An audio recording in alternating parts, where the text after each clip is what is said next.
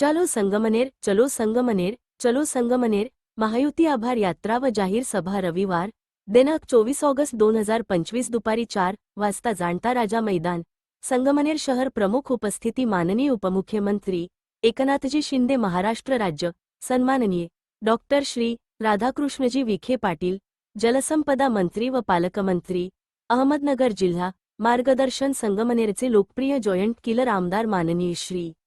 अमोलभाऊ खताळ पाटील, सर्व पदाधिकारी, कार्यकर्ते व नागरिकांनी मोठ्या संख्येने उपस्थित राहावे, आपले नम्र राजेंद्र सांगळे जिल्हा सचिव, भाजप व डॅश न्यूज मराठी संगमनेर प्रतिनिधी।